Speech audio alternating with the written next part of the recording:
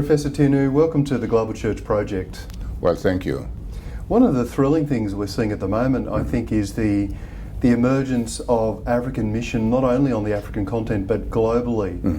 How do you see Africans taking leadership today in global mission?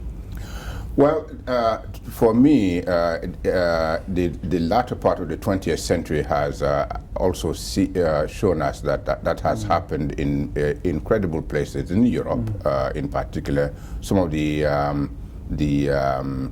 evangelical groups that are active today in many European settings will not be fully active if were not for Africans. So let me just give you one example.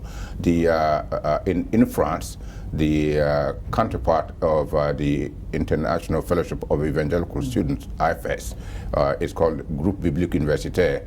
And that, from the middle of 1960s, Africans have been very much part of the presence of the gospel on university campuses in France.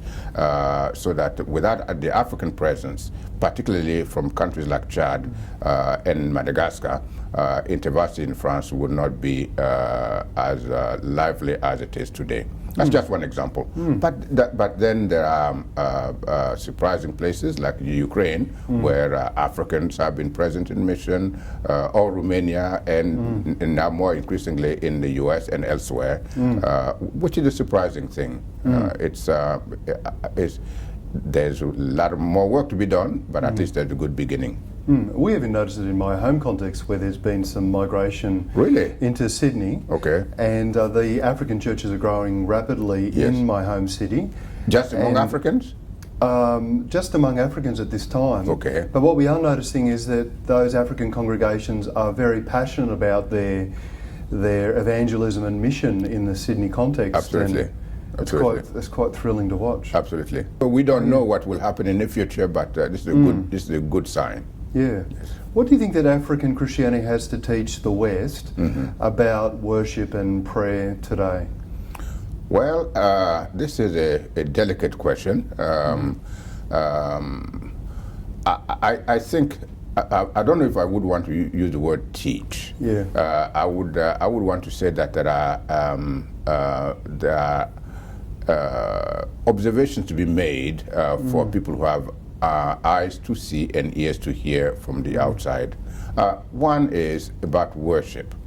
That worship, people should worship with the totality of their being, and express worship in every aspect of who they are: body, soul, spirit, mind. So that's a lesson that we can all learn, including myself. And I've been raised to keep my body in check. That's where I was. So I think that's one factor about worship. That worship is the total being engaged in the worship of God, and the community aspect of worship. These are two things. But the prayer is one actually expects God to answer prayer. I don't think that many people who pray, particularly in situations where they don't have the need to depend on God, I don't think that many people, and I hesitate to say the West, but many people who don't have immediate needs don't actually believe that God answers prayer. I have not met a Christian in Africa who does not believe that God answers prayer. So that's a fundamental lesson, that God actually does answer prayer.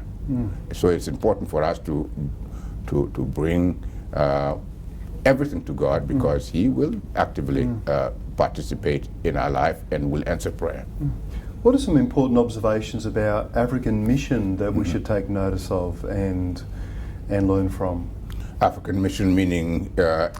The way that mission is happening in the African context, particularly as it's being led by African congregations themselves. Well, one important aspect is that mission is not about just the verbal proclamation of the gospel. It's about engaging the entire human situation. So the debate about whether or not there should be gospel proclamation and or social engagement. That debate, I know, it's no longer as critical as in the 70s, but that debate still continues among evangelicals, and that surprises the African tack, I think. So mission is for the totality, engaging the totality of the human condition. Thank you for joining us at the Global Church Project. You're certainly welcome.